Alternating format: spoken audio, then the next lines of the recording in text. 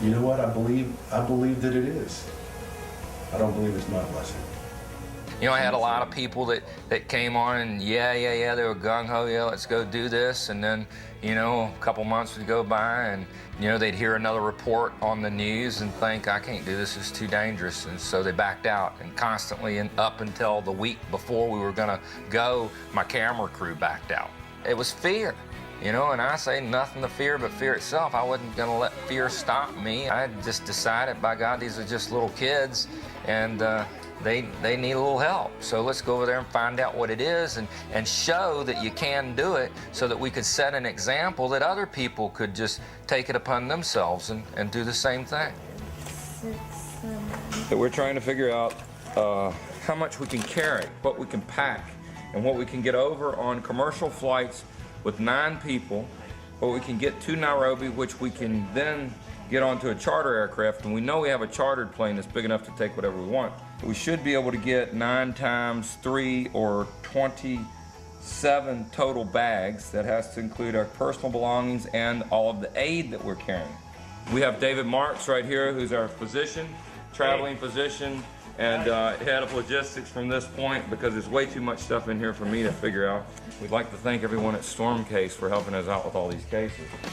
So here we're packing our necessary gear, which is our camping stuff, because there's nowhere to stay. So we have sleeping bags, tarps, tents, basic needs for camping. That's all A, meaning like we gotta have some place to sleep when we get there. And then secondly, we think the most critical thing to take are medical supplies and pharmaceuticals. And one of the things that's really important to me is the musical instruments. I think we've got about 200 flutes or recorders in this case, drums, tambourines. We want to take some music. We're going to start the school out. We're going to make sure they got a good music class.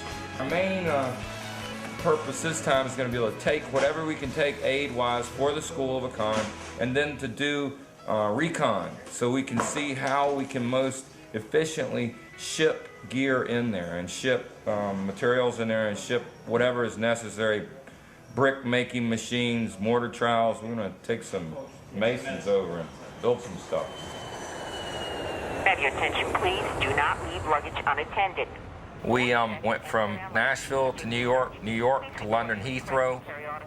Once again, we have a layover there. We go from London Heathrow, and then it's a long flight into Nairobi, Kenya. Welcome to Nairobi. Who else is missing a bag besides me? The girls. We might have to go shopping tomorrow. No big deal. The whole thing was just hairy. You know, we got there, half the stuff, like personal belongings of people didn't show up, didn't make the whole trip, but every case of aid that we took made the trip, which was unbelievable. You get off the plane there in Nairobi and, you know, you're all packed in. There was 9 of us and all of our luggage packed into one little minivan. Imagine all of that stuff carried in one little minivan. I got a passport in my pocket. I'm heading to Sudan.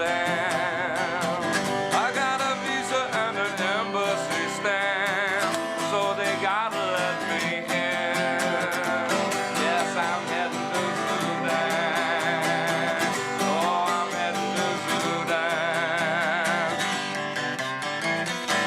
Oh, no matter how many engines fall off of my plane, I'm gonna go there in the sunshine or rain, 'cause I've got a passport in my pocket and I'm heading to Sudan. Yeah, I'm heading to Sudan. That's where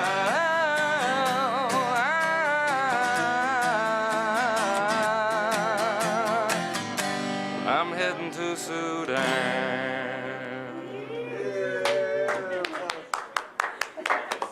We just saw a giraffe.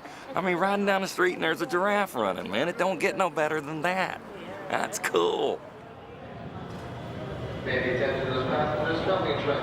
We came to Akon as a part of our first journey to Sudan back in 2001. I joined a group of Boston ministers, including Gloria White Hammond, who is my minister and one of my dearest friends, on a fact-finding mission about Sudan's civil war. And one of the allegations that was a part of this war was slavery. We couldn't believe that slavery existed, so we were invited here by a human rights group to see for ourselves. When we came back and talked about the slavery that we were seeing, it was like breaking news. At the same time, there were some people who doubted it, and it was controversial in terms of the credibility of the information. And yet, we knew the stories that we'd heard, we met the people, we saw the scars, and we knew that it was really going on. You know, a lot of the children that we've met, 50% of them are either orphaned from the wars or bought back out of slavery from the north. Because a lot of these children were abducted when the villages were raided during the war times. The CSI came in and they were actually redeeming the kids back to South Sudan. Right now we are still having some children there. When I consider all that makes up a life being worth only $33. When we first came to Sudan, the war was still going on, this 20-year civil war.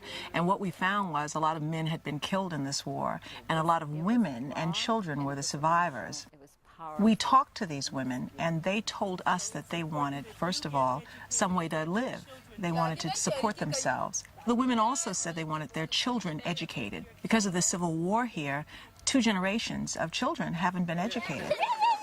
The way to control the people is to take away their education. You know, if kids can't grow up reading and writing, then they can't communicate. It just stuns them. You know, it's like being hit with a stun gun. Education is so vitally important. We wanted girls' education because girls are on the bottom in this culture. Girls aren't educated, girls aren't employed, girls, stay at home, they have to marry early, they have no control over their lives. There's nothing for a man to have 15 wives, and a lot of that is because the women are uneducated, and without an education, that is their only option. But with an education, they have so many more options. You know, they have the ability to do for themselves, to lead for themselves, and to take on their own responsibilities, and to have a little more pride and dynamic in their lives. Their fathers supported them, their brothers supported them, so it wasn't something that we, put on them. They said, this is what we want. We had no idea what we were doing. We have been making the road as we walk it, and it has been much more difficult than we thought.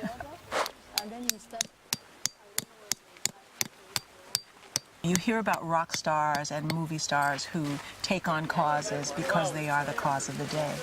But when you hear about people coming here and spending any time, they have to have heart. They have to have heart. It's not easy to see the poverty, to see the despair. So people who come here, I am instantly in love with them because this place means so much to me. And there's so much work to do. You have to be resilient to live in this kind of place where the temperatures go up to 110 degrees.